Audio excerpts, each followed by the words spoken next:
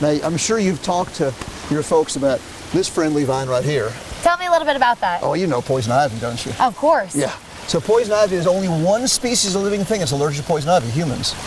Really? In fact, poison ivy is a very important, well, you can sort of see up high, it's these little tiny berries which are very important winter food for many small birds and small mammals. Poison ivy berries? Yes. Don't eat them, they're not good for humans. Unless you want to, but for wildlife, excellent source of high calorie, high nutrition, high protein, high fat content, good for winter survival for birds and small mammals. How and of neat course, is that? Then they eat the berries, they deposit the seeds, and that's how the vines get grown everywhere. So. Really? And then it's growing on a good example of Tennessee state tree, tulip poplar. Yeah, lots of tulip poplar. Like I said, a lot of this is old farmland, and tulip poplar is one of the trees that often comes in on old farmland because it can tolerate a lot of sunshine.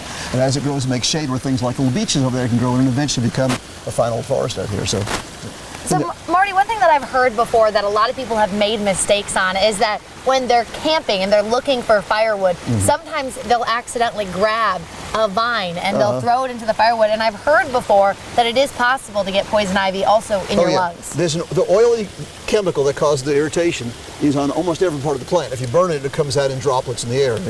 Yeah, it's nasty stuff. Don't burn poison ivy. So what would be your number one piece of advice on how to avoid this? Learn to recognize it and don't mess with it. Okay. You know, it's not going to reach and say, "Ha, I got you." I mean, but if you're allergic to it and if you come in contact with it, either by breathing the smoke or by touching it, you're going to be suffering. So, learn what it looks like. All 4 seasons. Wintertime it's easy because the vines tend to be hairy. Summer, of course, it's got the 3 leaves, and the middle leaf tends to have a longer stalk than the other 2.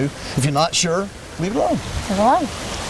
Like a little boy told me one time, a little 2nd grader said, the way to tell if something is safe to eat is if you eat it and die, you'll know it was poisonous. That works once.